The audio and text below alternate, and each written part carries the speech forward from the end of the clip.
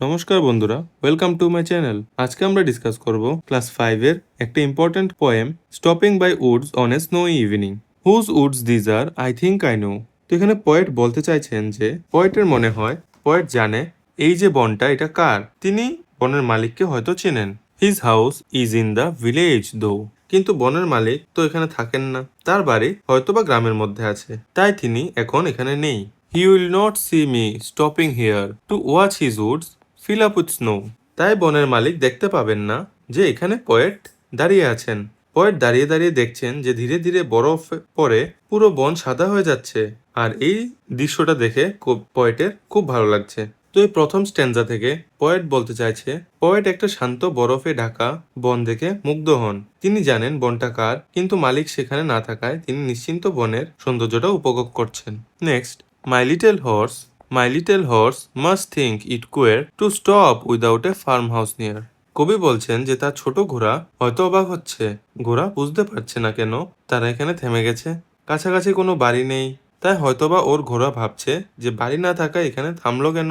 Between the Woods and the frozen lake, the darkest evening of the year. কবি আর তার ঘোড়া বন এবং বরফে জমে যাওয়া এই যে লেক এর মাঝখানে দাঁড়িয়ে আছে। এটা বরফের সবচেয়ে অন্ধকার শীতের সন্ধ্যা, চারিদিকে খুব নীরব এবং শান্ত পরিবেশ।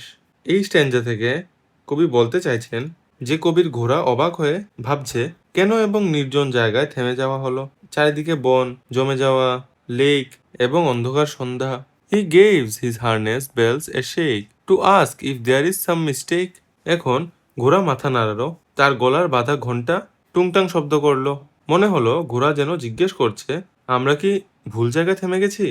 The only other sounds the sweep of easy wind and downy ফ্লেক।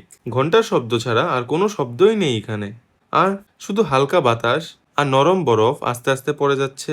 পুরো পরিবেশটা খুব শান্ত এবং নীরব হয়ে আছে।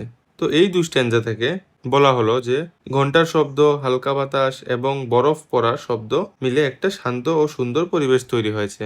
The woods are lovely, dark and deep, but I have promises to keep. তো এখানে কবি বলছেন এই বন খুব সুন্দর, ঘন এবং গভীর। বনের যে প্রাকৃতিক সৌন্দর্য তাকে খুব আকর্ষণ করছে। কবি কিন্তু মনে করেন যে তার অনেক দায়িত্ব আছে বা প্রমিসেস আছে, তাই তিনি এখানে বেশিক্ষণ থাকতে পারবেন না। And Miles to go before I sleep, and Miles to go before I sleep. তার এখনো অনেক দূরের পথ চলতে হবে।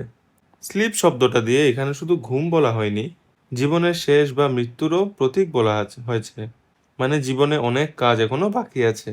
এই লাইনটা কবি দুইবার বলে বোঝাতে চেয়েছেন যে দায়িত্ব শেষ না করে বিশ্রাম নেওয়া উচিত নয়, তাই তিনি আবার নিজের পথ ধরে এগিয়ে যাবেন। লাস্টের স্ট্যান্জাতে কবি বলতে চেয়েছেন যে বন খুব সুন্দর হলেও তিনি সেখানে থেমে থাকতে পারবেন না, তার অনেক কাজ এবং দায়িত্ব বাকি আছে, তাই তাকে আবার সামনের দিকে এগিয়ে যেতে হবে। তো এই সুন্দর কবিতাটি লিখলেন রবার্ট ফ্রস্ট। তো বন্ধুরা, আপনাদের যদি এই ভিডিওটা ভালো লেগে থাকে আমার চ্যানেলটিকে সাবস্ক্রাইব করে দেবেন এবং আমার ভিডিওটাকে লাইক আর শেয়ার করে দেবেন।